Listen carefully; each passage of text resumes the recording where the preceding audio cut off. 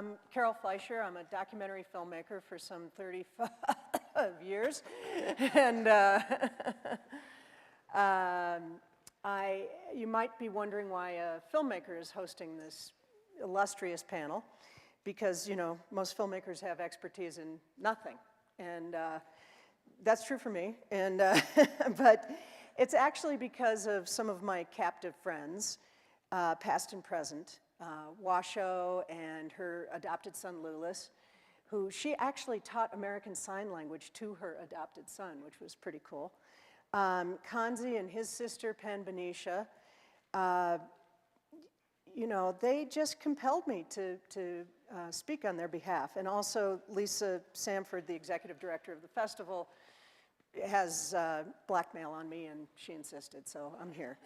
And years ago, I made a film for Discovery Channel, and I don't think you were there yet, Chris, but it's called Why Dogs Smile and Chimpanzees Cry. And it was about the evolution of emotion in animals. And sadly, I don't have DVDs to sell, but it got me thinking quite a bit about what the animals I've been filming were experiencing in a deeper level than I had before. And Washo, who I'm sure many of you know, the first non-human to learn a human language, actually engaged me in a conversation about my shoes. And it's a conversation I've had with, you know, a lot of friends, but she really liked them, and she shared her Nordstrom shoe catalog with me, which, you know, it was kind of an amazing experience just to be in the same culture through a glass window. And years later, the great Kanzi, the bonobo who understands more than 3,000 words of spoken English and communicates with about 400 lexicograms, asked me to play chase.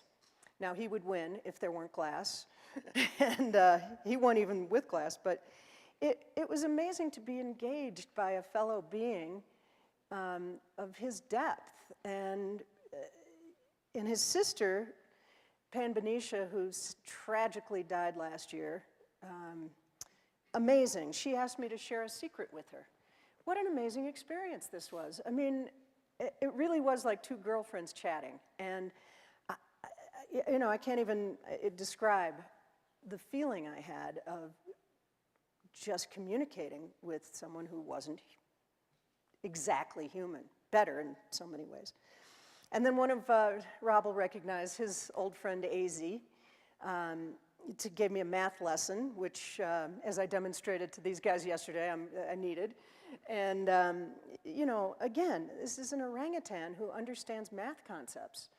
And amazing. And I'm such a lucky person, but I also feel like all of these experiences were somehow at their expense, and that I was there out of happy choice. And they're there because of circumstances completely out of their control. And, you know, is it okay? Is it okay that they're captive because they're in language experiments, or because we learn so much from them on so many levels? Is that okay because they make us care about their wild cousins that they, you know, have no option to be? Is that okay? Does it matter that zoos and breeding programs may be the only hope of survival of the great apes beyond a decade or two, depending on who you ask? So these are the questions that they, I feel, are asking us this afternoon, and that we should be addressing with sincerity, as I'm sure everybody here is. There's not a person in this room who doesn't give a damn about apes. So, you know, can there be any rationalization for keeping great apes as pets, or to sell cars, or even to be Clint Eastwood's sidekick, you know? Personally, I'd rather see Mr. Eastwood with an empty chair.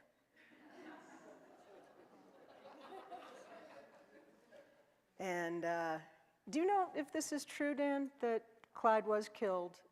That's what we understand, yes. Not named Clyde, though. Pardon me? No, it's not his real name. It's No, Buddha, right? Real name Buddha. Yeah. Yeah. So that was a film that was made here in Any Which Way But Loose, right? It was made here in Jackson Hole. And according to the LA Times, and at least one PETA report that I read, Dan's from PETA, which is why I keep pointing at him, he stole some donuts on the set. I've done that, and nobody beat me. You know, he was beaten for 20 minutes and died shortly after making that film. Rob will get to Apes and Entertainment later, and he has actually rescued quite a few. And it's a pretty heroic story. So let me introduce our panelists. And also, we've got to give a hand to Ben back there in the booth.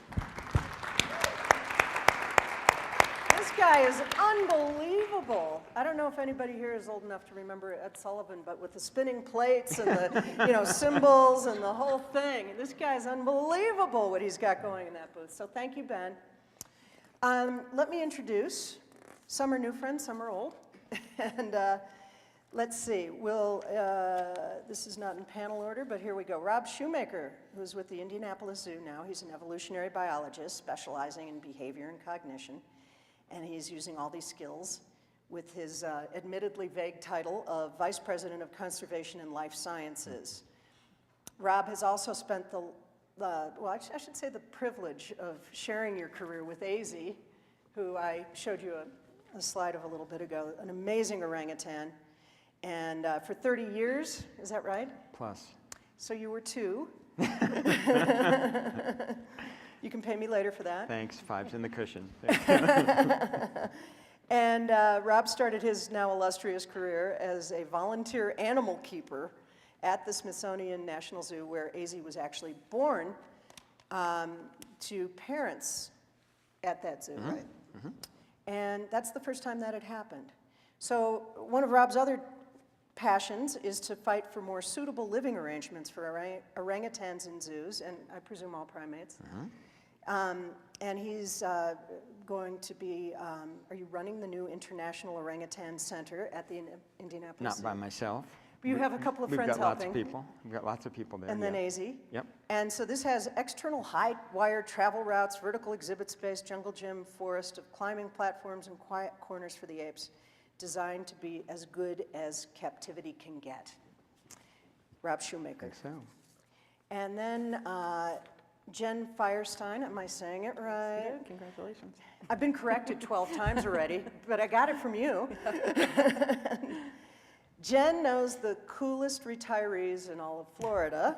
It's not saying much, but There's a lot of them.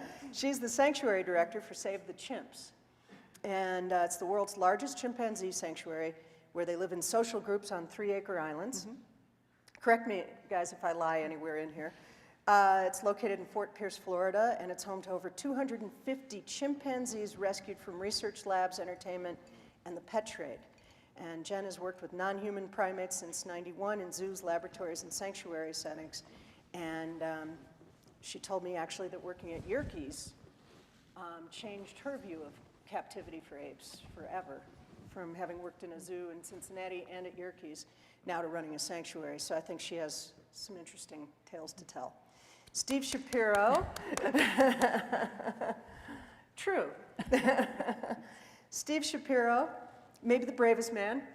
The bravest man. He's chief of the primate behavior section at the Keeling Center of the MD Anderson Cancer Center. And he conducts research aimed at improving the welfare of captive chimpanzees, utilizing positive reinforcement training techniques in order to provide the chimpanzees with opportunities to voluntarily participate in veterinary husbandry and research behaviors. Thank you very much for being here, Steve. Appreciate it. And, you know, I think that he doesn't work in biomedical research, especially, but he is working at a facility that has done that and has one ape, right, in biomedical? I'm not sure of the numbers. Yeah, well, in any case.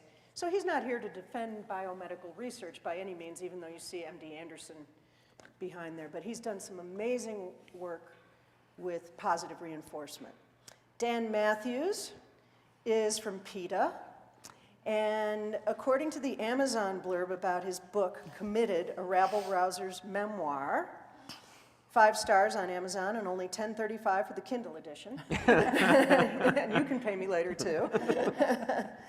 It says, Committed is a bold, offbeat, globe-trotting memoir that shows how the most ridiculed punching bag in high school became an internationally renowned crusader for the most downtrodden individuals of all, animals. This irresistibly entertaining book recounts the unorthodox coming of age that inspired a reluctant party boy to devote his life to a cause without ever abandoning his sense of mischief and fun. So, oh boy, he's as Senior VP of PETA, Dan is a creative force behind what, the Naked campaigns and Sometimes they're naked, sometimes we keep our clothes on. Depends on the occasion. and how good looking the people are. So he does the pop culture campaigns. He's lectured at Harvard, Princeton, and Oxford, and now the pinnacle of his career here in Jackson Hole. Welcome, Dan. Thank you very much. So, without further ado, or anything, I hand the clicker to Rob Thank you. Shumaker. Should I start? Yes. Okay. I'd like to start with a couple disclaimers and a thanks. Thanks very much for inviting me to participate in this panel. I really appreciate it, and it's a pleasure to be here with all of you. But I am not in any way able to speak for zoos in general. I can narrow my focus a little bit. I've spent about 30 years or so working in facilities that are associated with AZA, the Association of Zoos and Aquariums. So I can talk about that to a degree. I can talk about the places where I've worked, but I certainly can't address the, the range of topics associated with all zoos in and outside of AZA. And I would recognize that within AZA there's a diversity of opinions and a range of practices. So I'm not trying to represent all zoos or AZA, but I'm happy to represent my own institution and my own opinions, which leads me to the other slightly humbling disclaimer is I don't think I have anything particularly profound to say. Well, shit, Rob. Well, I'm not done. Wait. See? All right. So here's what I was really going to say to start with. I was going to say, like all of you, I've spent the last day and a half in the audience watching all these panelists, and the big question that keeps coming to my mind is, are those chairs really as comfortable as they look? Yes, they are. So, no, but the idea is, I don't know that I have anything profound to say, but what I do think, what I've realized in talking to colleagues, the things that are very normal and routine for me are very unusual to a lot of other folks, and I suspect to many of you in the room. So it's certainly possible that you might find some of my thoughts and so on unusual. I'm not sure they're profound. So a few thoughts just to get started. I wanted to explain what I think has really shaped my opinions first about zoos. So I've worked in the zoo community for about 30 years with quite a large number of species of primates, which has been a great privilege. Most have been great apes, and most of that has been with orangutans. So I'm most comfortable when I'm talking about orangutans or great apes, and that's coming largely from experience there, but I have some terrific colleagues who have also helped me understand great apes, particularly orangutans in the wild. Two very generous guys, Serge Vick and Ian Singleton, who have been incredibly generous. As Carol mentioned, let's see if I can go forward. This is me when I started working in, at the National Zoo, and that's a young male named AZ that I started working with when he was about 5 or 6. And this is him today. And we've spent about 30 years working together. He's not the only individual I've worked with. I've worked with quite a number. But this is the longest relationship I've had with one individual in my lifetime, except for my immediate family. And the longest that we have ever gone not spending time together, being together, was 3 months when he moved from the last facility where he was to Indianapolis, where we are now. So we've worked together almost continuously for about 30 years. I don't know how to, I don't have a way to understand my perspective without knowing him as an individual for that long, and others. but I think it's had a pretty profound effect on me to work with apes as individuals and to know them in that regard. Certainly to know the issues with populations and management and all those other things, but I can't deny that this has had a profound influence on me. The other thing that I haven't really thought about in quite a while until I was asked to participate in this is the impact that that apes in entertainment has had on my view and my career. I don't want to get into inappropriate specifics, but early in my career, and it's been more than 30 years, early in my career I was invited to consult on a number of occasions and offer some advice and get involved in a very long court case that involved a large group of orangutans in entertainment. So I've had that in my mind now for, it's been at least a couple decades, and there's finally been some resolution to it that Carol mentioned. The exact orangutans, one that you see in that photo, two have died, and the two chimps, nobody knows what happened to those two chimps. They disappeared. But the littlest orangutan in that photo, taken in the 70s, presumably from the dress, now lives at the Indianapolis Zoo. It's not this one. This is Rocky, a male who turns 9 on Wednesday, which I'm not good at remembering dates, but this is an easy one because he shares a birthday with my daughter who turns 8, and she calls him her orangutan brother. So this guy we rescued out of entertainment, and he's a legacy of that nightclub act that you saw. And this is his mother, who was part of that nightclub act, and unfortunately never had the opportunity to raise him because, as typical practice in entertainment, he was removed at day 1. It's probably fair to say when they were reunited a number of years later, they had no idea who the other one was. And luckily, Rocky was adopted by another wonderful adult female who taught him how to live like an orangutan and taught him some manners. So it's incredible to have these things that have influenced my perspective, in addition to the 5 other orangutans that remained from that, that original entertainment scenario. We can talk more about that later. So those have been the big things that have really influenced me and my views. But let me talk about zoos in general. So what are the fundamentals? This is easy stuff that I think most anybody knows. But in a modern zoo, we're not consumers of wildlife anymore. Zoos used to be, of course, there's no denying that. We're not consumers. We maintain self-sustaining populations, and when I talk about great apes are remarkably well managed in that regard in terms of genetic diversity and compatibility and so on. So we do a really good job in that regard.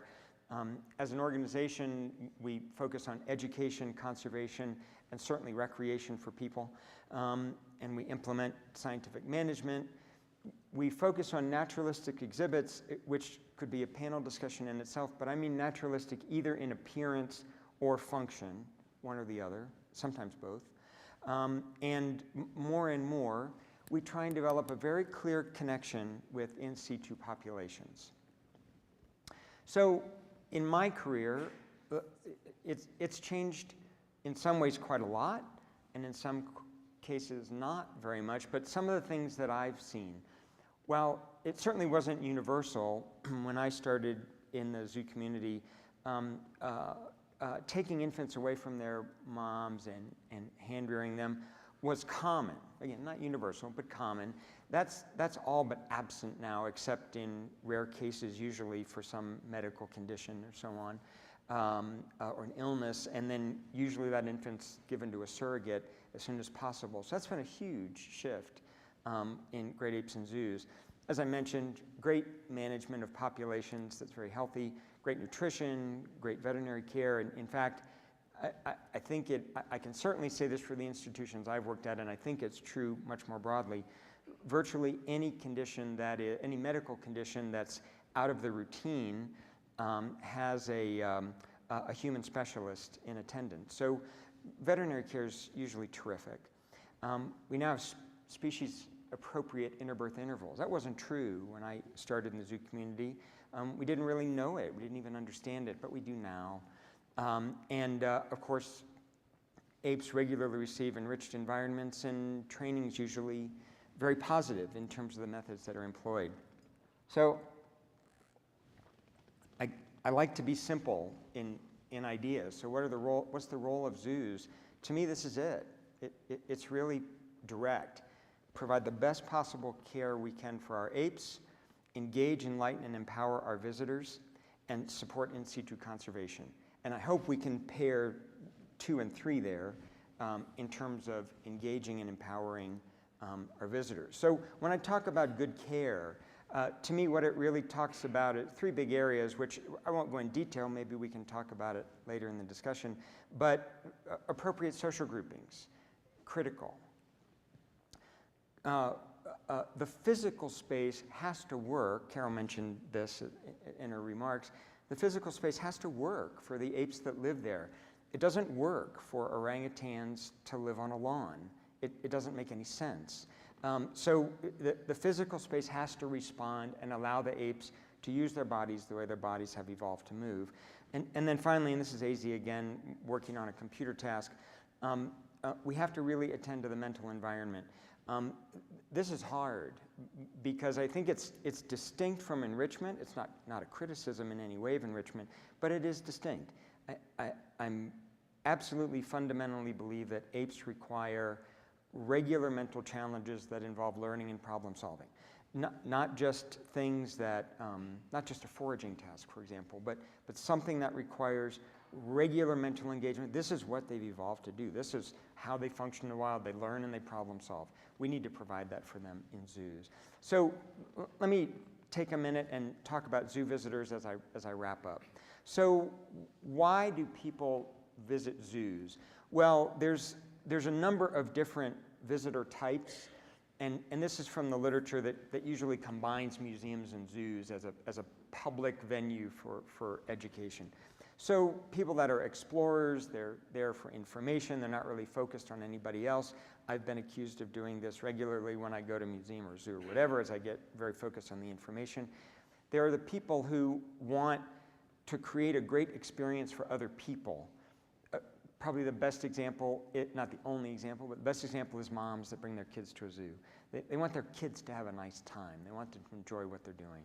And we've got the professionals or the hobbyists interested in information, essentially, an experience seeker, people who are looking for more of a spiritual experience, and then most zoo visitors, at least in this large study that I looked at, about 87%, are a combination of explorer or facilitator or both. So we have a pretty good idea of who are the people that come to zoos and why. And then in addition to that, which I thought was quite interesting, most zoo visitors score very high on a humanistic scale, not on a dominionistic attitude. I think that's relevant. So in addition to that, now, and I need to just quickly explain this, that this statement refers to how people describe their own identity, how they think of themselves as a museum visitor or a zoo visitor or so on, is that visiting that institution affirms their beliefs about their identity. For example, I'm a conservationist, I love animals, I care about nature. That kind of thing, not a simple fact like I like gorillas. It doesn't seem to refer to that. But it affirms their identity of what they think of themselves. But I think this provides us with a great opportunity to compel people to care more about conservation. So people that come in thinking of themselves as a conservationist may not in fact really ever do anything to benefit conservation, even though they believe they are conservation-minded. If we can help them reinforce that identity, I think we can do something quite powerful with, frankly, the millions of people that visit zoos annually. But for the future, when it comes to great apes, leaving visitors to the side for a moment, I think those of us that work with apes in a zoo setting have a clear challenge, and that is to maximize the physical, social, and mental lives of the apes we work with. Finally, and this is not easy, but we have to find ways to assess subjective consciousness in great apes. We know they have it, but we need to assess it. We need to understand it better. What is life like from their perspective? Thanks. Thanks, Rob. Jen? So when we were sort of first discussing this panel, Carol asked me to sort of talk about the concept of sanctuary and what that means and how that fits into some of the ethical issues that we'll be discussing today. So just very briefly, I'm going to go over, what's a sanctuary? How do we distinguish ourselves from other types of organizations and institutions with apes? And earlier today, Lily of Ngamba Island talked a lot about sanctuary concepts, and there's many parallels between range state sanctuaries and sanctuaries in the US in terms of best practices and so on. Just very briefly, I'm with Save the Chimps, as Carol said, and so a brief history of how we were founded. We were founded by Dr. Carol Noon, who unfortunately passed away in 2009. We were able to establish the organization because of a very strong partnership with John Stryker and the Arcus Foundation. They were critical, as were other partners, in allowing Save the Chimps to grow very quickly into the world's largest chimpanzee sanctuary. That event happened because a laboratory in 2002 closed down the Colston Foundation, and quite literally overnight, Save the Chimps went from having about 30 chimpanzees in their care to nearly 300 chimpanzees in their care.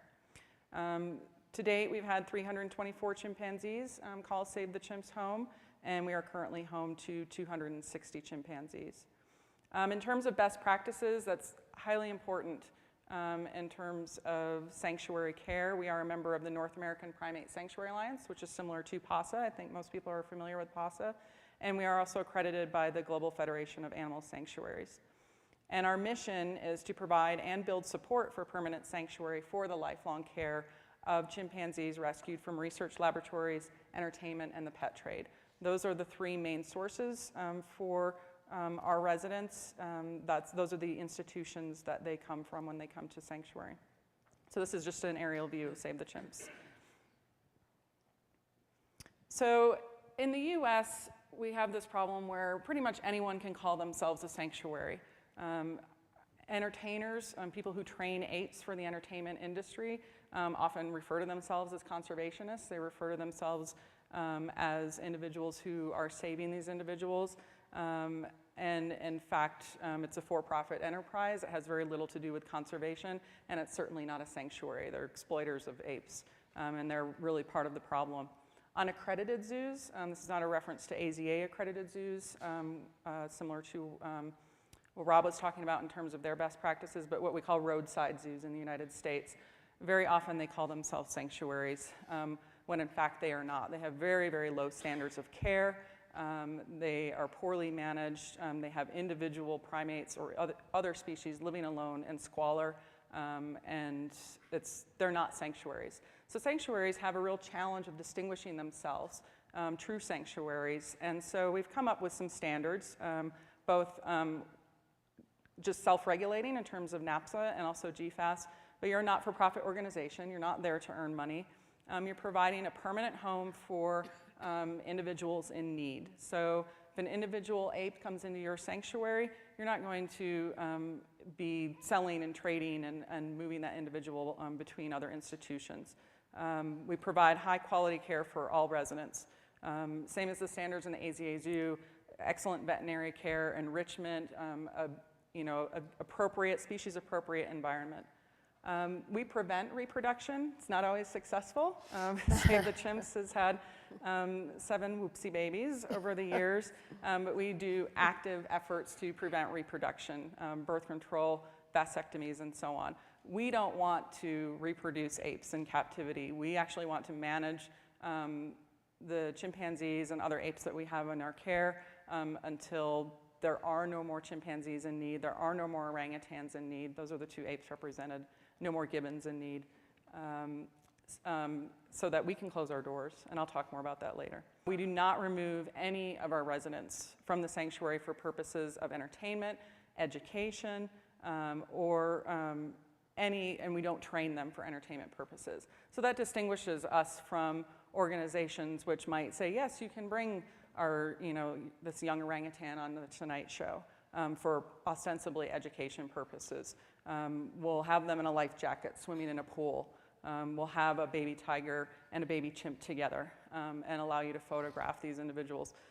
That's not education, and it's not conservation, and sanctuaries don't engage in that behavior. No commerce, it goes without saying. We do never buy, sell, rent, or trade these individuals. We also restrict public access. We don't feel that the apes are there for exhibition. We allow members of the public in on very limited basis. It's always guided tours. And finally, research that is done, much as in the range state sanctuaries, it's observational and it's non-invasive in nature. I mentioned this earlier, but we do envision a day when we can close our doors because there are no more individuals in need of rescue. They don't need restitution. They don't need to be paid back for what we've done to them. They don't need shelter. They no longer need protection from harm. And that's because the practices that lead to apes being in that situation have come to a stop in the United States.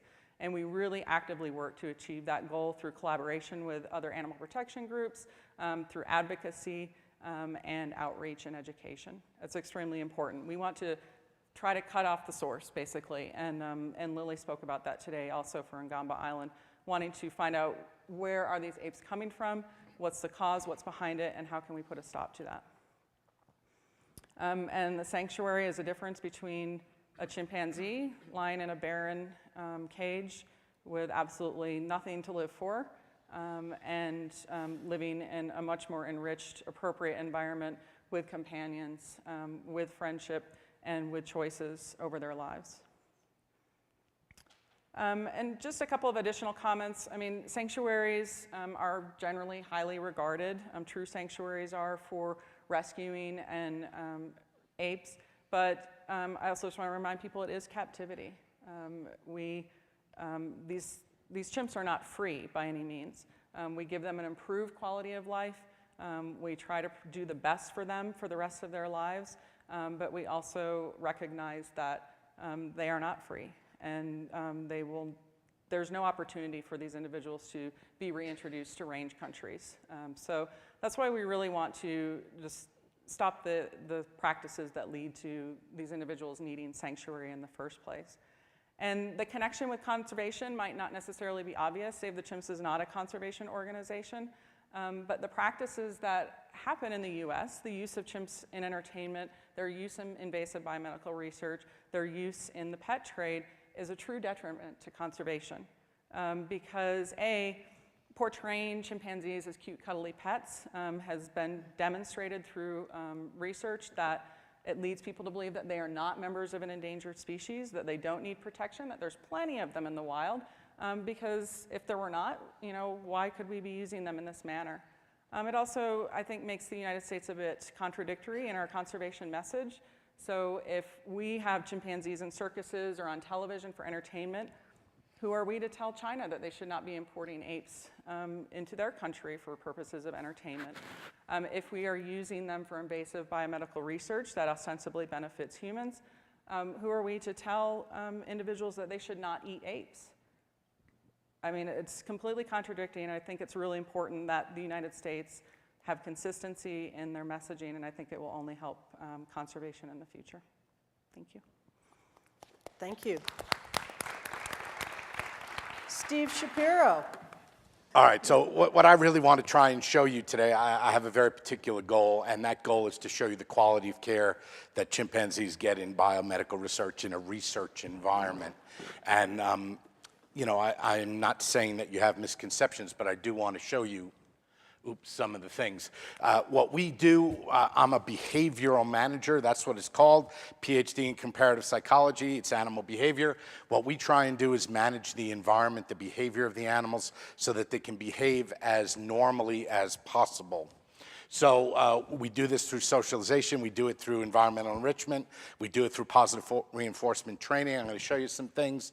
And you know, if you, well, you'll remember many things from this probably, but we're trying to provide the animals with opportunities to behave normally. It's up to them to choose to use the opportunities or not. It's our responsibility to provide them. It's their responsibility to use them or not. And Rob already talked about functional simulations in the zoo environment, and we do the same type of thing in captivity, so I think I have to point it there. So what we want is the animals to have the opportunity to express species-typical behavior, species-appropriate behavior, and we want them to voluntarily participate in some of the things that we're doing with them. So I'm going to talk first about, because we don't have much time, I'm going to talk first about species-typical activity, and I'm going to talk specifically about this celebration that you might see.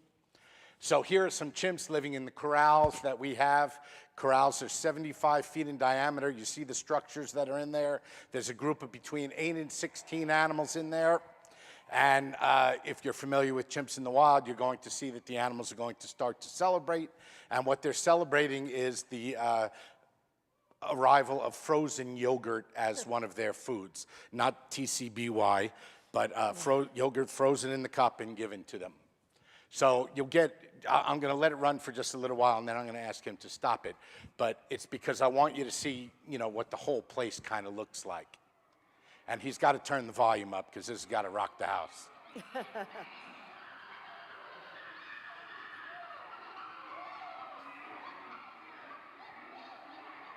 So 4 corrals down one side of the building, 4 corrals down the other side of the building. We have about 60% of our animals living in these corrals, and another 33% living in domes, which I'll show you in a bit. And then we have about 7% that are living in smaller enclosures, primarily due to mobility impairment issues. All right, so I'm going to move along because I don't have much time.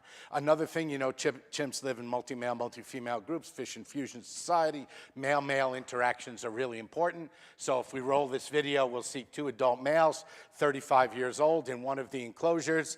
And you all know chimp behavior. You can tell me whether they're playing or not. Obviously, I don't want to bias you one way or another, but I just did. So these are 2 adult males. We keep our chimps in multi-male groups so that they get a chance to have the depths of these relationships, which fortunately don't go quite as deep as could. Also, chimps make a new nest every night in the wild, so we give them nesting material. We'll roll this video, and it'll show her making a nest, and we give them the material every night. They get a chance to make their nest. And again, we're trying to functionally simulate natural conditions, giving them the opportunity to behave in a species-typical manner. That's Excelsior, what they pack famous paintings in. So as you can see, this is an older animal, and she makes a very good nest. And you know, maybe she's comfortable in it when she lies down like that, okay? So again, we want to give the animals opportunities to make important social decisions and to learn by observation. These are all things that we know chimps do in the wild. So here's an opportunity for us to watch the animals make important social decisions, and of course, opportunities for animals to observe one another giving particular responses. And we have a British student who's working on this project, so it sounds really official. It sounds really good because a British person's talking about it. So she has to give us some of the PVC tubes, and in exchange for that, she gets a grape. There are different ones, some striped like candy cane, some not striped. But the idea is to watch the other animals, see what they get. And if you've seen any of the work on inequity that Sarah Brosnan does, she's one of our collaborators. Well, she's the one who's running that kind of stuff. All right, so in my last couple of minutes, I want to tell you about voluntary participation. I want to talk to you about positive reinforcement training. I'm going to skip these 2 because I don't have a lot of time, but we'll watch this one. We have some animals that are overweight. We have some animals that are diabetic. We want them to voluntarily give us a capillary blood sample so we can use the glucometer and monitor their blood sugar, okay? It's really important for their health. So this is an animal who, I mean, it's up to you to decide whether he's voluntarily putting his finger out there so that we can get the blood sample. That's the lancet. You know, if you've ever done it to yourself, you know that it hurts a little bit, but you know, the point here is, or the question here is this voluntary or not?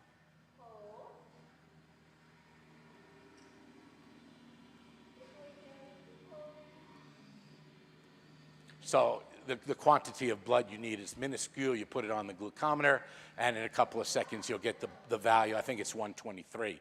So his blood value is good. Now, another circumstance is we sometimes have animals that don't have great health. So here's an animal with one bad lung. You know that it's the lung on your right. Lungs are supposed to be clear.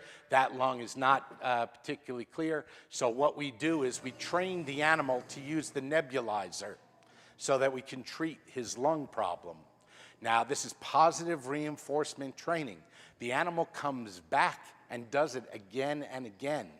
And although he gets some fruit, you know, for being there and making the kissy face, which puts his mush in the mask, okay, he comes back because it makes him feel better.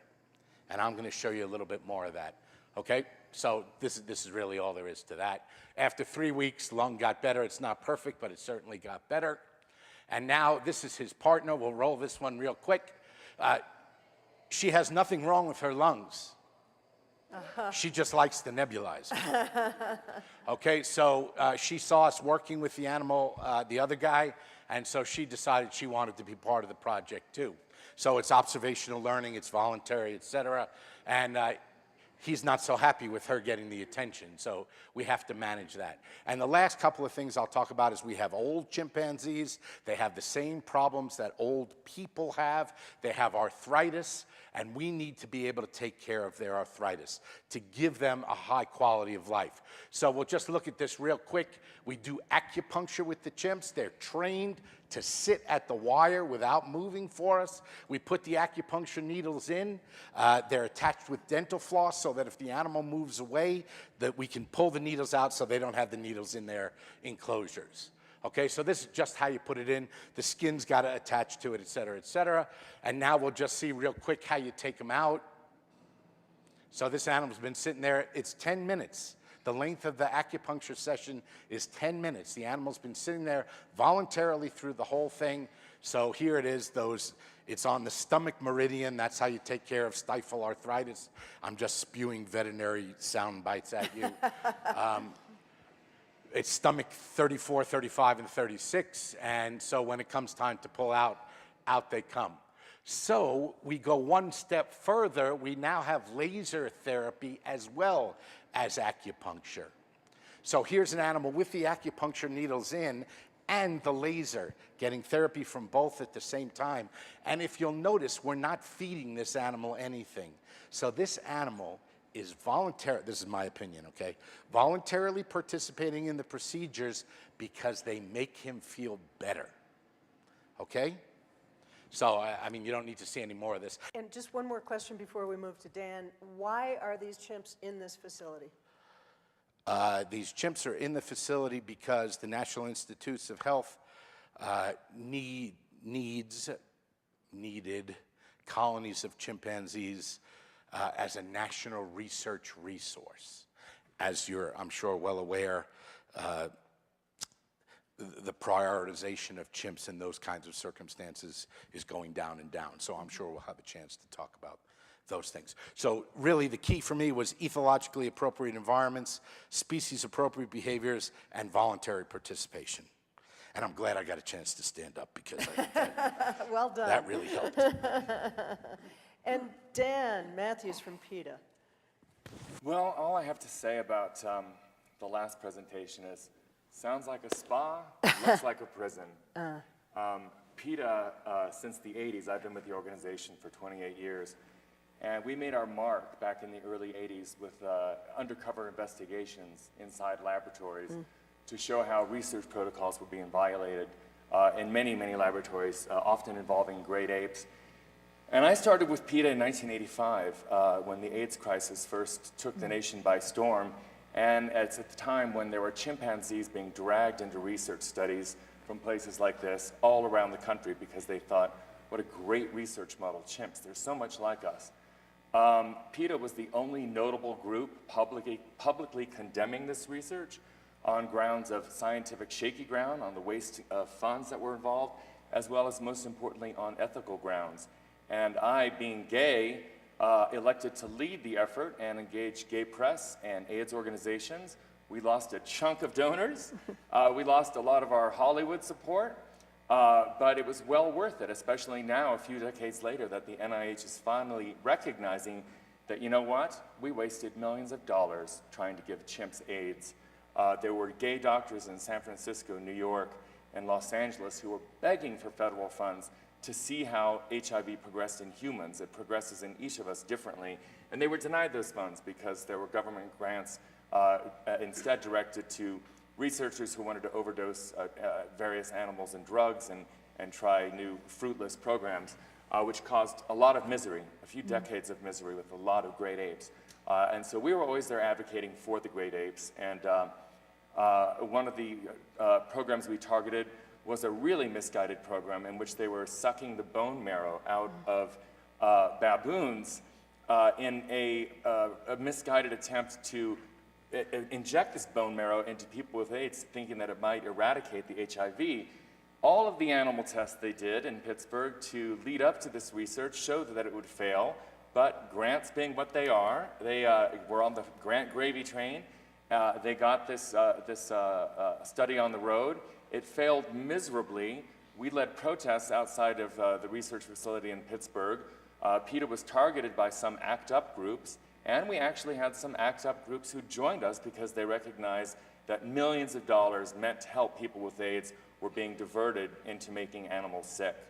And so it was a moment I never imagined to see a PETA activists and ACT UP activists marching together to expose the pain, suffering, and waste of money being poured into medical research with great apes. While PETA is still actively involved in animal experimentation issues, and we do investigations routinely, we've done things like pressured United Airlines and other top airlines to stop shipping animals overseas to laboratories, which is cutting them off at the supply line. But we have used our entertainment connections really to focus on getting animals out of the entertainment business. Let me just have you clarify that. Where are these animals being shipped from and to? From India, from China, to research laboratories in Europe and to North America. PETA is based in the US, but we have affiliates in Asia Pacific region, PETA Germany, PETA UK, PETA India, and we work aggressively with corporations and with government officials to cut off the supply lines so that the animals aren't dragged from facilities like this or from their natural habitat into research. But that's just a quick overview on what we've done with the experimentation issue. Where we've done more of a focus, especially in recent years, is getting animals out of the entertainment business. The beautiful slide that you showed earlier, well, it's not beautiful, it's heartbreaking, of Bobby Barasini and the orangutans was one of PETA's early undercover cases dating back to the 80s. In which we worked with a dancer in this show at the Stardust Hotel and Casino in Las Vegas. This dancer came forward and told us that Bobby Barasini would actually beat the orangutans severely every night before they went on stage. They wore cute little diapers, not because it made them look like babies, but because they crapped themselves because they were so terrified of this trainer before going on stage in the smoke-filled nightclub. So we outfitted this dancer backstage with undercover cameras, and we filmed Bobby Barasini beating his orangutans night after night. We launched the case with Entertainment Tonight. The Stardust fired him. We took him to court. He countersued, and this lawsuit went on for 14 years, but PETA did not stop until Bobby Barasini's permits were revoked from even exhibiting orangutans. It cost us hundreds of thousands of dollars. But we wanted to make everybody who's in the business of using great apes for show to quiver, to see what happens when people find out about what happens in these places. That was our real big first case involving great apes. What we've done since then is we've targeted the use of great apes in advertising.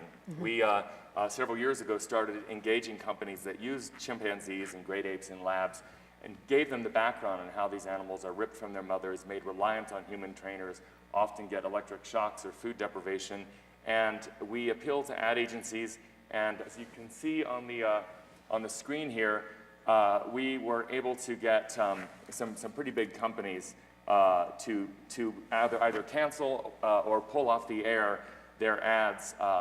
Companies like Dodge, Robitussin, Capital One, Great Clips, The Pizza Factory, Converse, Tropicana, the list goes on. A lot of ad agencies wouldn't reply to PETA directly, so we recruited Angelica Houston to host a video short showing the tragedy that happens when chimps are captured and put into show business against their will. And with Angelica Houston making the appeal on our behalf, several agencies actually responded and agreed to sign a pledge eliminating the use of chimps in their advertising. But some agencies still wouldn't reply. So what we did is, with the help of a very special donor, we created a top-of-the-line CGI spot with the ad agency BBDO to illustrate the plight of chimps in a very gripping 30-second spot. And I want to show the ad to you right now, if we can. The great ape. He's been forced to perform on television and in motion pictures for decades. Stolen from his mother at birth, beaten and abused behind the scenes. He'll end up discarded in a roadside zoo.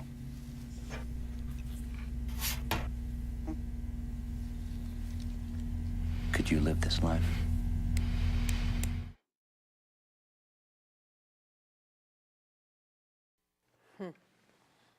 Very powerful.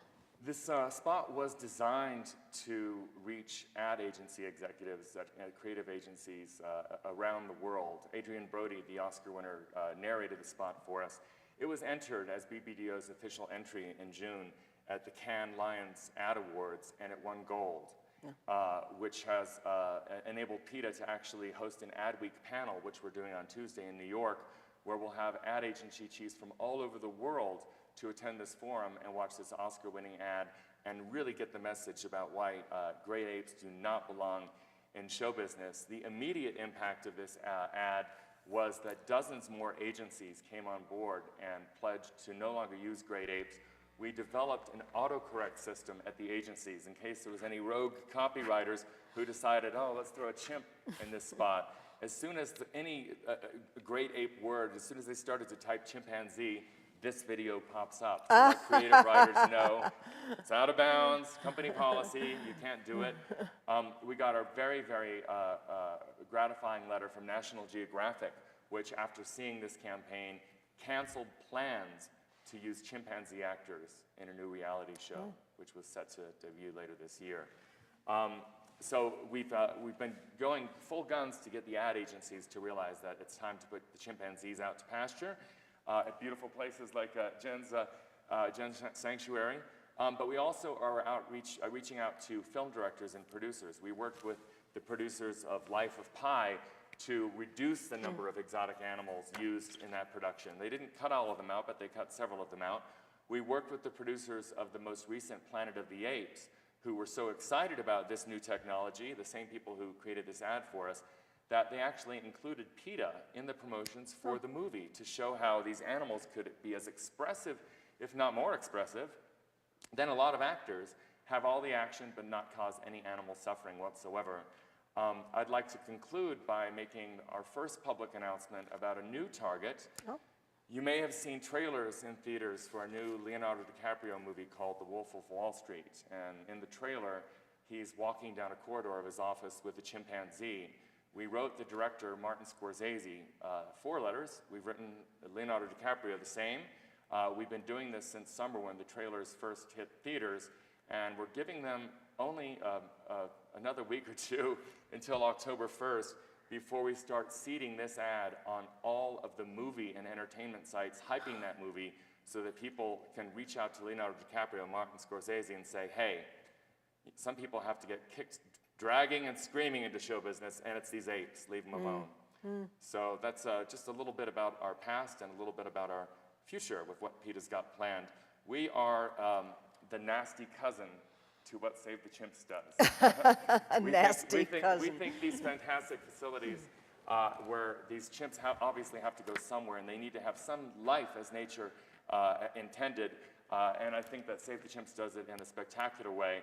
What PETA's role is to being the aggressive organization that will reach out and grab very easily distracted producers and directors who just have a concept and they want to see this concept carried out. Sometimes people live and learn, as some of these companies did that we showed on the slide. Other times, people just don't want to hear from you, and that's where PETA gets a little bit belligerent. And we and our 3 million members worldwide are very, very willing to be as aggressive as the companies that we're targeting, and that's why I think we've grown to 3 million members over the past 3 decades, and why we feel like we're just getting started. But we want to be out of business like you. Let's finish this awful stuff. Thank you very much, and terrific presentations, everyone. Thank you very much. I have a bunch of questions, but I can't imagine that this audience is lacking curiosity. Yes, please. Can we get a mic over there? Great. Well done, Sarah. Thank you. I'm Erica Fleury. I'm author of Monkey Business, a book about non-human primate rights. And my question is, for those of you that have primates in your captive care, do you struggle with anthropomorphism at all? I would imagine there's a delicate balance between recognizing the individual desires, natures, personalities of these beings, while also avoiding assigning human characteristics to them. You know, they're fascinating, but at the same time, they're not human. So how do you balance that while you're caring for them? Rob, do you want to take that? Sure. Well, you know, they are anthropoid apes, so anthropomorphism doesn't technically apply. But I don't mean it to be smart, Alec. I mean it literally that here's what I struggle with. I struggle when I hear people say, give an easy example, an ape using a tool. Oh my gosh, look, that ape's doing a human behavior. Well, no, it's not. It's doing a perfectly normal great ape behavior that humans also do. So I don't struggle with it. I try and be careful with it, but here's where I think it can become a problem. And I would use orangutans as a way to illustrate this. We love the fact that African apes are really social.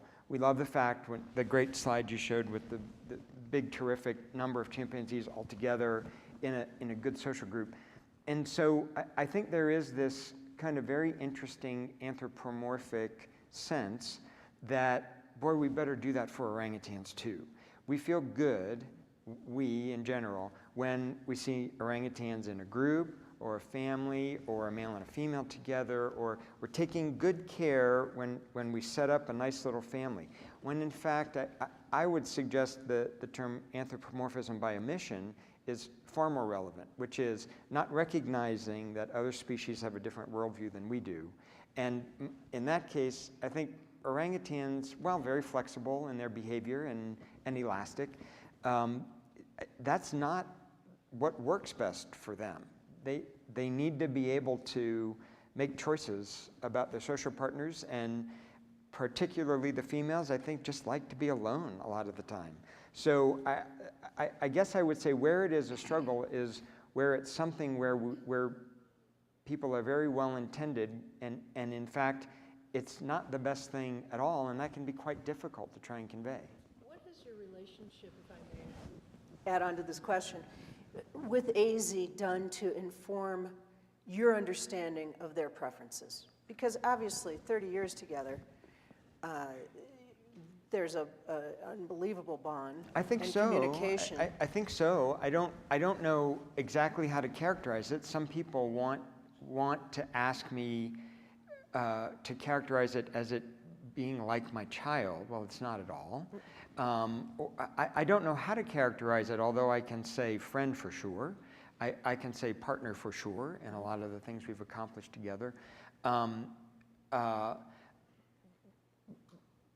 I guess the way I can respond to that is I think I know him so well and he knows me so well that it's very easy to anticipate how he will respond in some situations. Mm-hmm. For example, he's an extraordinarily gentle individual when he's introduced to new females. And that's good to know. You know that he's going to be very stable and very calm and respond in a very terrific way that ultimately makes him very attractive to any of the females he's ever been around. He was to me. Well, that's clear. It was clear. It was clear. So I think it can give you enormous insights into how to plan things and how to predict how things will go. And it's really about knowing individuals and knowing them well. I'm certainly not the only person that can talk about that with great apes, but it's an unusual example for the longevity of it. Steve, do you think of your chimps as individuals? Are they named? Is it? Oh, absolutely. And we certainly would modify the way we treat them based on what we know they like, don't like, will do, won't do. But, you know, the concept of anthropomorphism for us, we want the chimps to be chimps. We don't want them to be, you know, little humans or whatever you want to call it. So, you know, we spend a fair bit of time maintaining the chimpness of the chimps. And we actually don't spend much time doing that. We don't spend much time trying to make them human, and they spend a fair bit of time keeping themselves as chimps. Dan, from your perspective, is captivity ever okay? It's not. My degree's in history, and PETA's based in Virginia, and the way I look at it when looking at the way we've dealt with other social issues in the past, back during the days of slavery, some people were just happy to stop the boats coming from Africa with slaves chained up. If they're bred here, they look happy, they're fine, keep them on a plantation, it's cutting out the worst part of the cruelty, then it'll be okay. PETA are abolitionists. We want to see all animals in their native environment, free from human interference, free from cruelty, free from being put on display, free from being used in experiments, free from being separated from their families and used in ads. And it's a commerce. It's a commerce. There's these businesses that we target. We recently helped place a chimpanzee that was stuck in a few awful roadside zoos in North Carolina at Save the Chimps because it was a thing that would draw people to come and buy a Coke or a cup of coffee, or some places to stop and cruise the car lot. And these are animals that are often solitary. And people, the irony is that people actually go to these facilities because they're fascinated by the animals, but they have no idea of what the emotional toll is on the animals to be pulled from their families and pulled from nature and have no semblance as nature intended. I do applaud the enrichment efforts of both the zoo and of this facility, because obviously if you're going to be in a prison, you might as well have something to play with. But we do look at them as prisons, and I think that we do see the day, and we saw the day back in the 80s when we opposed AIDS research on animals, with chimpanzees in particular, and now that day has come that they have been declared unusable, and I think that history bears us out. It's bad science, it's bad ethics, it's a huge waste of funds. You've got people on their deathbed of various diseases, and meanwhile we're pouring hundreds of millions of dollars into replicating these diseases in animals that don't even get the diseases like we do.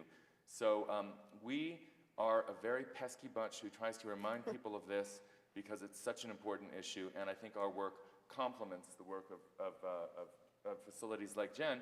But having said that, we have worked with zoos and other facilities on particular cases. We were able to get polar bears seized from a really shoddy Latin American circus when they went to Puerto Rico, where U.S. authorities had some play, and we were able to show that the polar bears were in such awful shape in an environment that was very detrimental to their health, and we were able to get them placed in zoos in northern climates.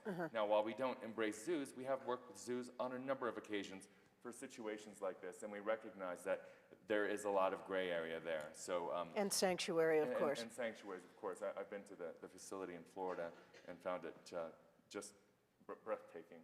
My name is Louisa, and I work with Dr. Schapiro at MD Anderson. And I just want to say I'm a veterinary technician and a laboratory animal technologist, and I work with the chimps, the macaques, and the neotropicals. I'm not speaking for all of research. I'm not speaking for anyone but myself and in my own experience, but I will passionately defend our work in our center. Against what? Against outdated 1970s and 80s pictures and ideas and accusations. I mean, we saw the entertainment industry, which is still rampant and awful, and absolutely thank you for all you do, and I hope that one day I never see a chimp on a greeting card or something like that. But I absolutely will defend what we do. And I just want to say thank you, Dr. Schapiro, because if it wasn't for people like you, then we wouldn't have been pulled out of the medieval 80s in research. These animals absolutely do willingly want to do what we ask them to do and are fine with it. They're good about letting us take blood, about all kinds of things, and it's amazing how they will engage with us. So How many people here have been in jail besides me? And let's not talk about that, Dan. I didn't think I was going to be asked that, but yes, I have. Okay. Well, So anyway, if you can let me finish, I would appreciate it. So we love them. We don't consider them just animals or just ID numbers. We know every single one of them by name. We know what they're willing to put up with and what they're not, and we work with that.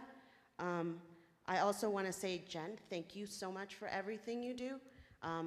I wanted to ask you what you thought of, especially with the dwindling numbers, and how it doesn't seem like we're anywhere near stopping the extraction industry from putting the great apes into numbers that won't be able to sustain themselves. Do you have a question for anybody? Yes, I wanted to ask you how you felt about maybe using those chimps to replenish numbers in the wild through rehabilitation. And I wanted to say, Rob, thank you. Thank everybody else. I got bupkis. So my question come for on. Dan is, thank you again, because I really do hope that you can put an end to the fur trade and to exploitation in entertainment. I hope that there is no such thing as a non-AZA accredited zoo at some point. We have other people with questions, so let me be rude and interrupt just because. So you want to ask about using these apes to replenish wild? Right. So- And And if I'm there's sorry, any- Louise, forgive me for, but Yeah, go ahead, Jen. We get asked that question quite a bit at Save the Chimps, and my answer in response to that is typically if someone took me and placed me in the middle of an African forest, I would not survive. We have chimpanzee culture and other ape cultures also. It's a learning-based culture. The children have to learn from their mother and from other group members where to find food, where to find water, how to survive in the forest, how to avoid predators. And chimpanzees in particular, and also, all the apes have developed cultures. They have a variety of behaviors across their range that they use. We've stolen that from them. They don't have the ability to survive in the wild, and I don't envision any captive apes in the United States being candidates for reintroduction into the wild if someday the forest is available to them. Where I think that those individuals might come from if we get to that point, and it is happening now on some extent, is range country sanctuaries. Those sanctuaries have a much greater probability of having individuals who could survive in the forest. Apes in the US, I don't believe, are ever candidates. Yes. Add a quick comment to that. I wanted to mention, we've talked about orangutans, and there's about 200 or so orangutans in the United States, give or take 10 or so.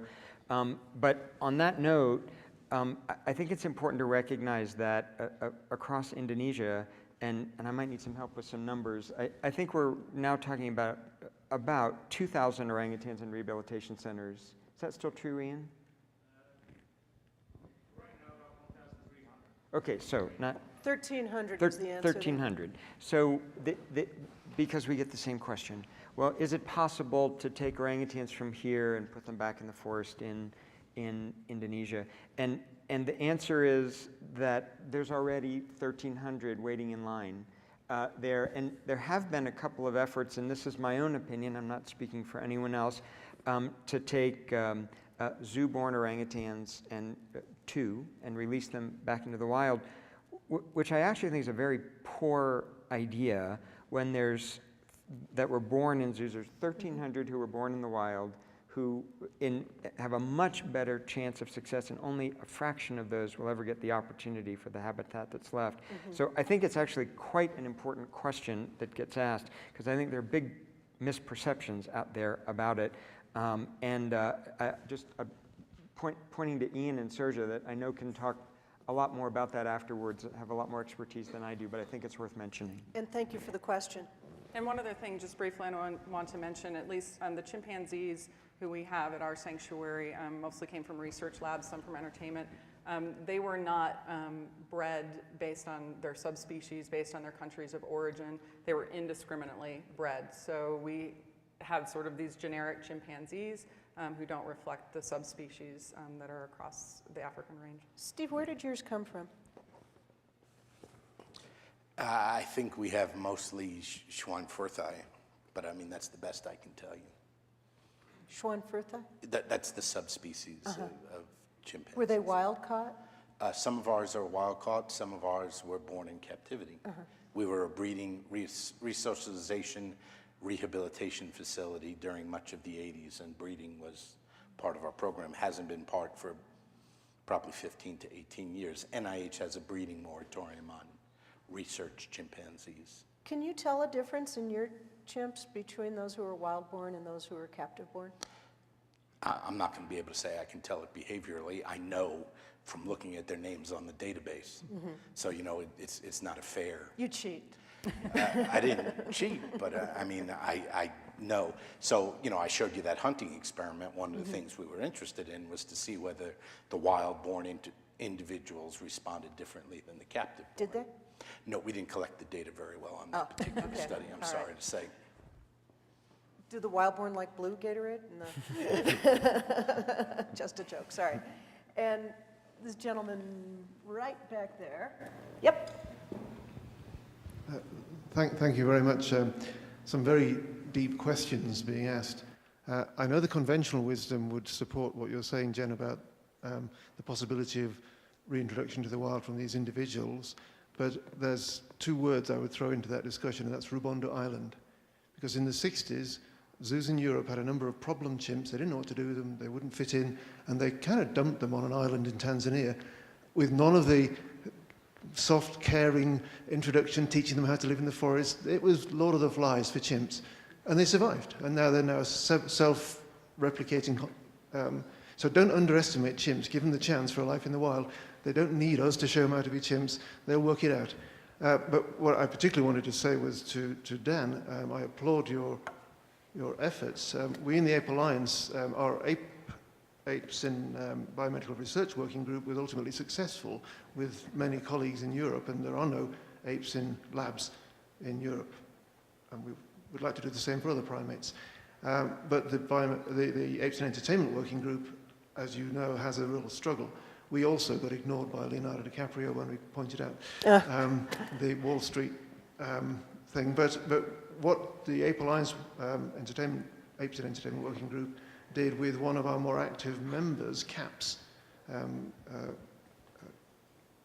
the Captive Animal Protection Society, and Madeline Westwood is sitting over there, a filmmaker of Nutshell Productions and Great Ape Film Initiative.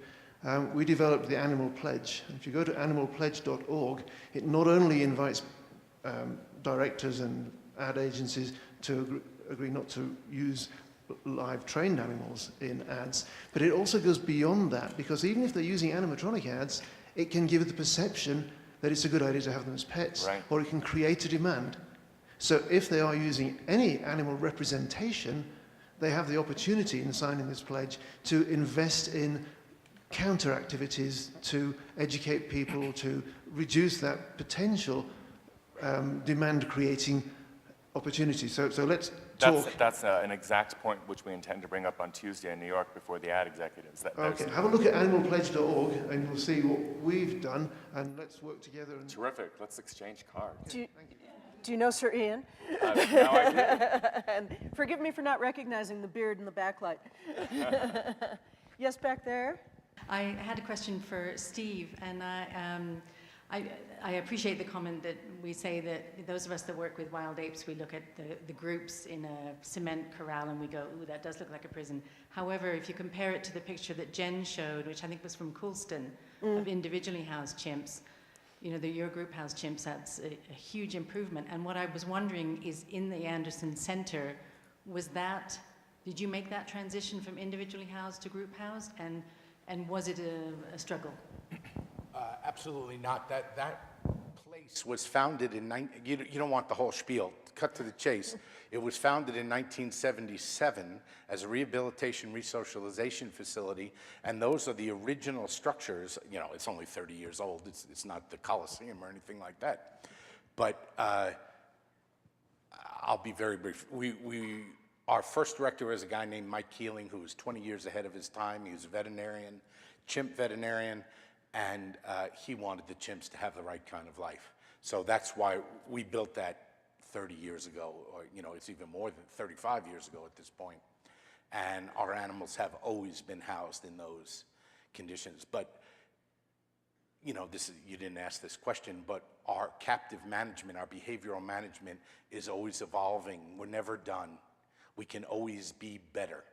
And that's why I'm so excited about this red Gatorade, blue Gatorade thing, because it opens a channel of communication with the animals in which they can participate in their own care.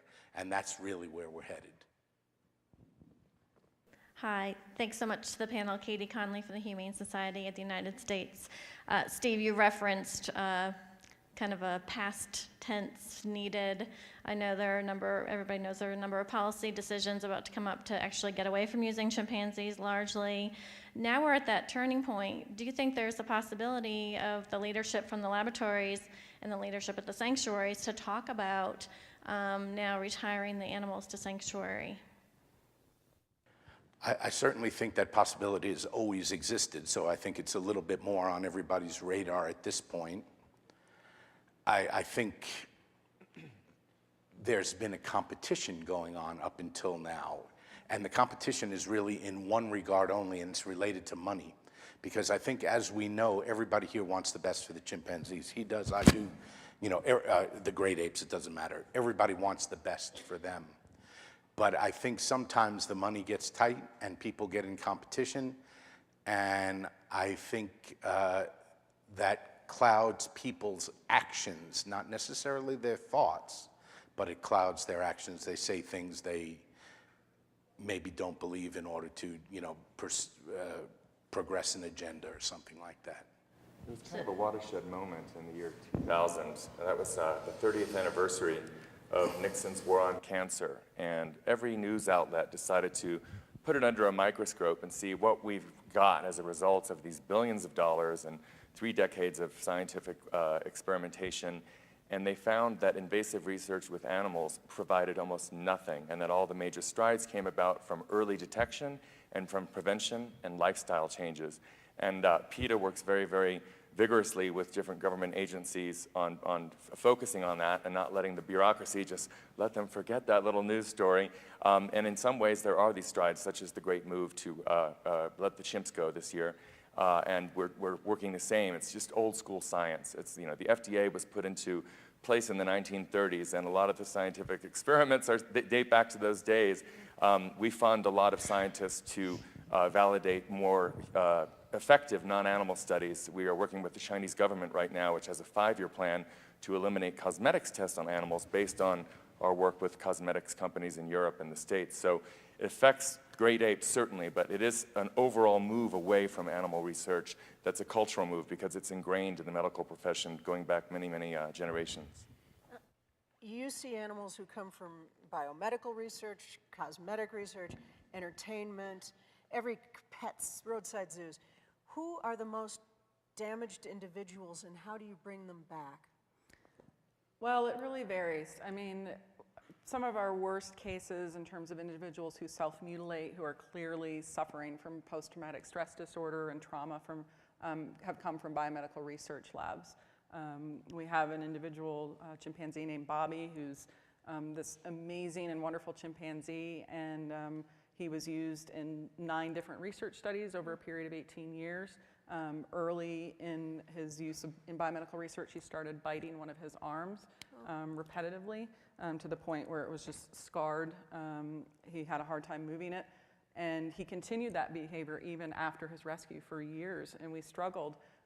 For many years, our veterinarians worked with human psychiatrists and pain specialists, and now he does not bite anymore. He uses his arm. He's a wonderful chimp, and he's incredible, but he suffered greatly. He suffered greatly at the hands of biomedical research. But damaged in a different way are the individuals who come from the pet trade and the entertainment trade because they've been raised as human beings and or surrogate human beings, and they don't necessarily want to be chimps, and they don't understand why they have to live you know, on an island. They want to know where's their bed and where's their room and why can't they go in the house, and they don't understand why they have to live with these noisy, hairy, you know, rambunctious beasts. So Who want sex yeah. all the time. Yeah. So they pose. That was unnecessary. Oh, sorry. I was thinking bonobo, sorry. Yeah. So they pose a very different challenge in terms of socialization, but we've been very successful. We only have one chimpanzee who, actually 2 right now, but one of them is temporary, but one chimpanzee who absolutely cannot live with other chimpanzees. He's so aggressive, he poses a life-threatening danger to other chimps, and he is a former research chimp. We have successfully integrated our former pet entertainers, but it's a long struggle for them, a really long struggle. Interesting, they sort of, the pets anthropomorphize themselves, if you will, because that's how they've been. Yeah, absolutely. You know, when I made Why Dogs Smile, not to be self-indulgent here, but it was scientific crime to ascribe emotions at all, this is 98, to animals. And I just don't understand, if you believe in evolution, why you don't believe that they have emotions. It just doesn't make any sense. Would somebody argue with me on this? Yes, you have a question. So my question's for Steve. I know you're getting a barrage here, mate, but you're about to get a bit more. Just browsing through your handbook here of laboratory animal science. My questions. 1, would you put your own child into a laboratory? 2, would you open your laboratory doors to the media to come and have a look? And 3, how much longer must animals suffer at the hands of science simply for being born into a world they can never understand? Well, you knew this was coming, Steve. I don't really have any, I certainly don't have any satisfactory answers for those questions. Probably don't have any good answers for those questions.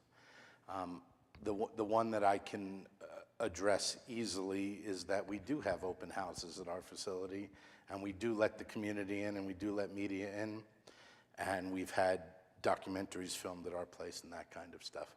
So, I mean, we're not hiding anything.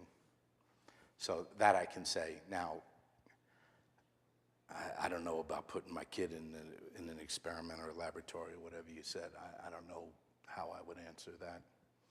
And the third one, how long is it going to be until we stop doing these horrible things that we're doing? Is that basically what you said?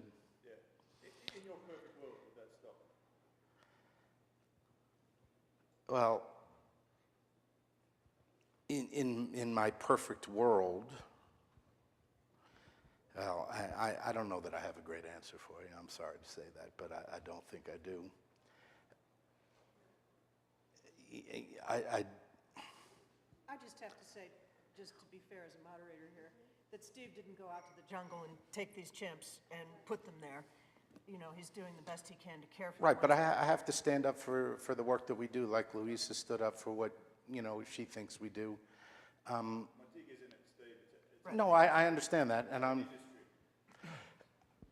you know, I don't want to get into a big discussion about whether animal research yields anything, okay, because he doesn't think that they do, and that's fine. I'm of a different opinion.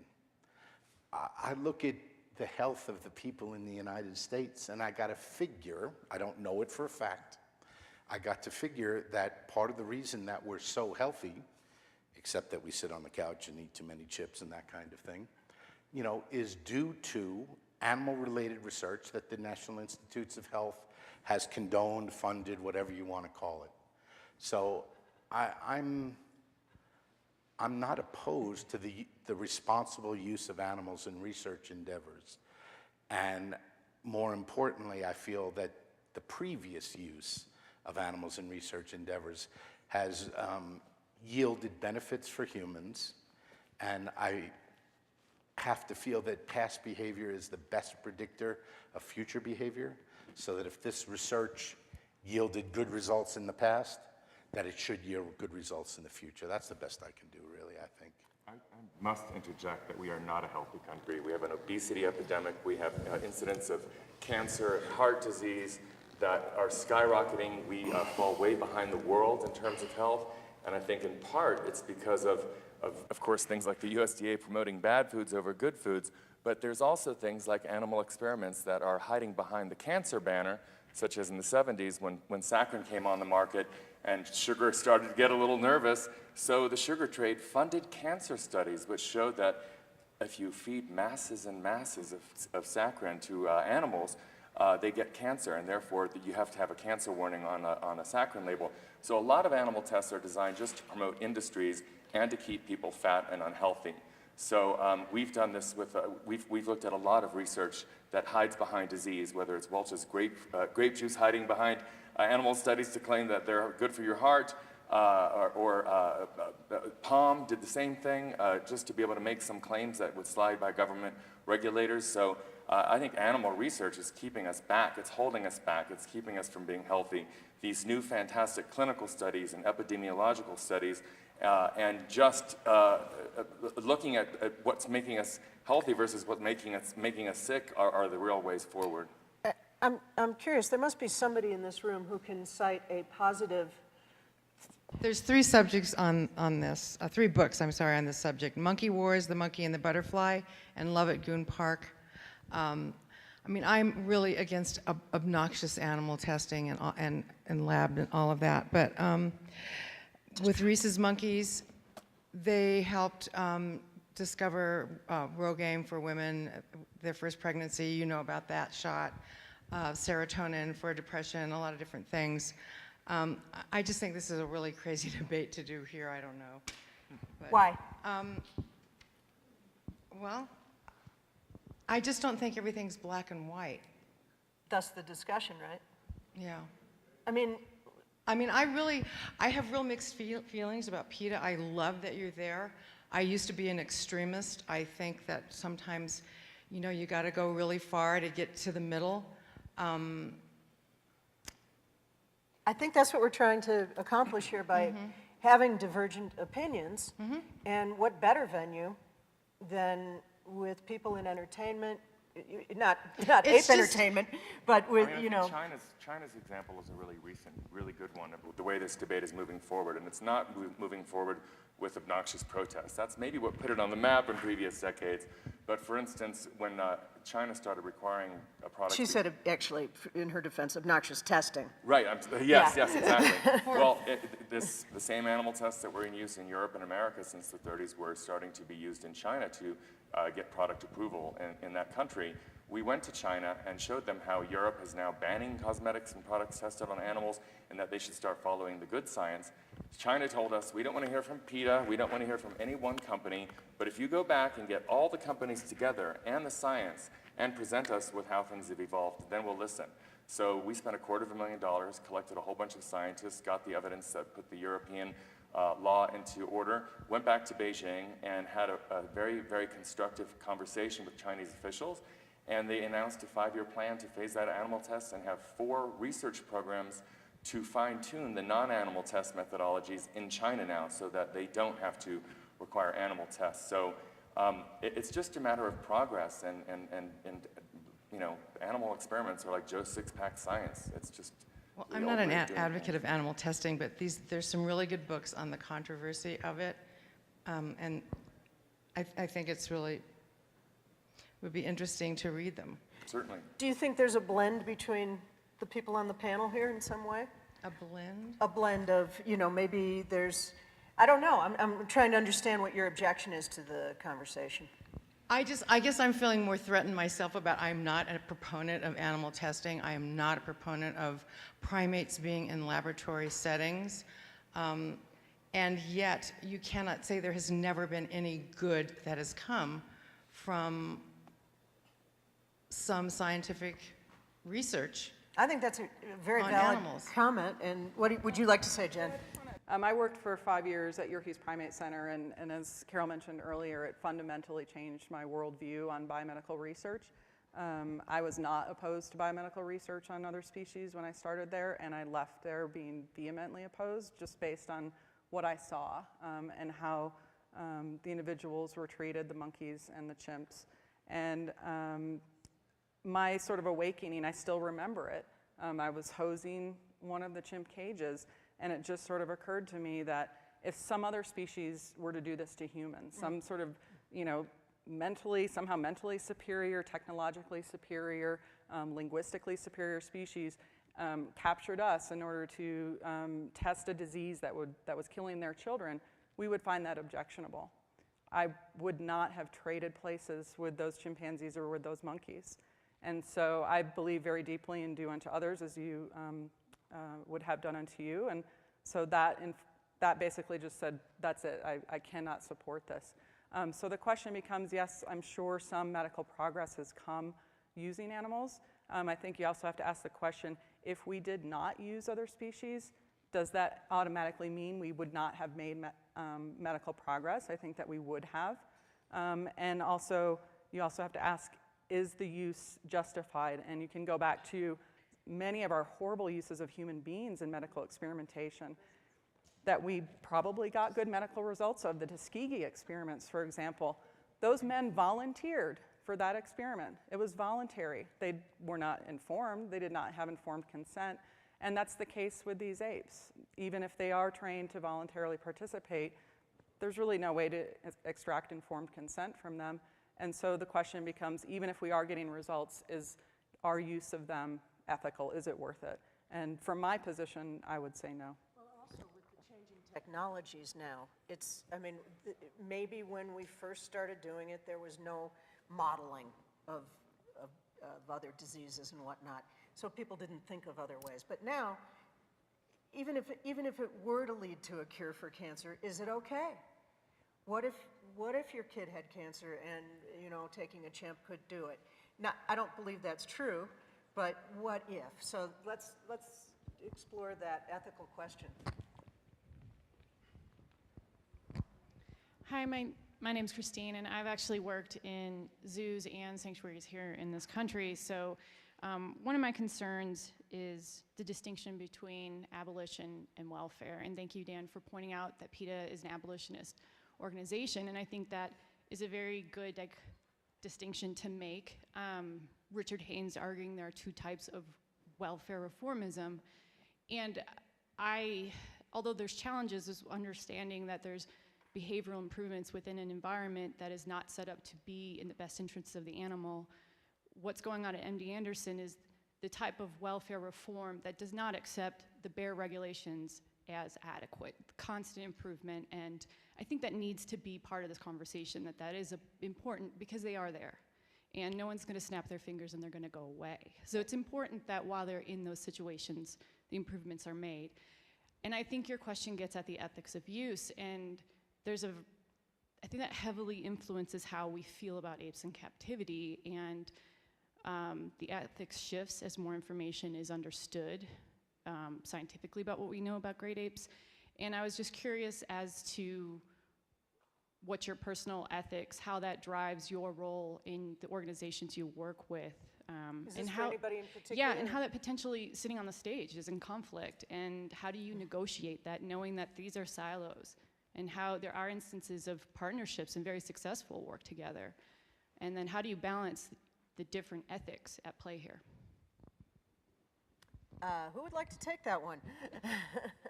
It's a great, yeah, Jen? I would say that I'm ethically conflicted every day because I don't think that they should be in captivity. But I also think they should not necessarily be deprived of life simply because we bred them or captured them or brought them here, so that we have an obligation to them to try to let them live out their years as best we can. And we make mistakes, and we're not perfect, and we have to try to guess what they want and what's best for them.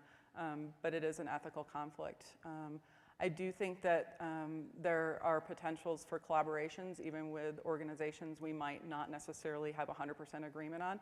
I think the work that Bastrop does in managing, in doing the positive reinforcement training and trying to mitigate some of the anxiety and tension that can be felt by these individuals who are in labs, I think is wonderful. I don't think that other laboratories necessarily follow their example. I've been in a few, and I have not been to Bastrop, but what I've seen and what I know about their reputation, they are probably an exception. And we also, in the sanctuary community, we work with zoos, and zoos have rescued chimps out of the entertainment industry very recently, and so they're giving them a better life. So sometimes it's about triage and about priorities, and we just have to do what we can to give the apes the best possible life we can, while still trying to work towards an end towards these uses at the same time. Yes, sir. This question is for Dan, and I was wondering, you just talked about this case where you're working in China and you had to spend a lot of money and you got a large coalition of business and other people together to fight, the testing of animals in captivity. I was wondering if you can relate that experience to the possibility that we working with apes, we're worried about in Asia, for example, apes being used in the entertainment industry. We've all seen photos of orangutans in bars and stuff like that. And it's hard to address that issue, kind of one scientist, one group working in one area. And I think it relates even more now to the bushmeat, the ivory trade. There's very little talk in those countries about conserving elephants and why they shouldn't be consuming ivory, and very little education over there. And I was wondering if it's possible to relate your experience to us in general in terms of fighting I think that. it's a great question, because a lot of what we're doing with the experimentation issue is harmonization. People in other parts of the world don't know the latest advances, and so they're operating on an old set of standards, just as there are countries like Costa Rica that have banned traveling animal circuses, which is also just about to happen in India, but here we don't. And we're trying to take all the best strides that governments are making around the world and that cultures are making around the world and try to get them instilled in places that are a little bit behind. Our PETA Asia Pacific is working very hard to get a lone elephant out of an exhibit in Manila. And we work, whether it's in Canada or whether it's in Russia, all over the place. We work with leading wildlife experts. We fly in elephant experts from Africa to study the gait of elephants being used in the circus to identify which ones are suffering from crippling arthritis, so that we can go to local officials and ask them to enforce the law that refuses to allow sick animals to work. We don't have wildlife experts on animal control boards in most cities here. So I hope that's a good answer, or at least a general answer to your question about trying to harmonize and push the best strides forward in other places. And we're always happy. We work routinely with groups around the world to get them whatever their latest information is. And we'd be happy to work with you on any situation you've got. Well, there are 3 field notes panels on great apes on Tuesday up at the lodge. And a lot of the conversation will be about partnerships and affecting change, much like Madeleine has done and others. So I'd encourage you to attend those as well. But it seems like partnerships has to be involved in all of this.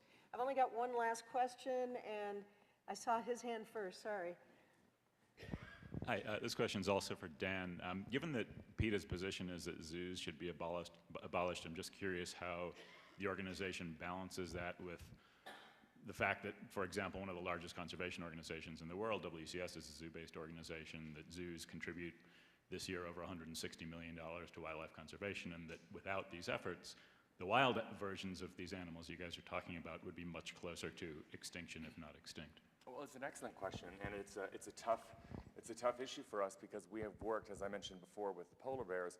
We have worked routinely with zoos on getting animals out of horrible, abusive traveling animal acts or roadside zoo situation into zoos that have a better facility for them, even though anybody can go into any zoo and look at the little checklist and see zoocosis, see animals walking in circles.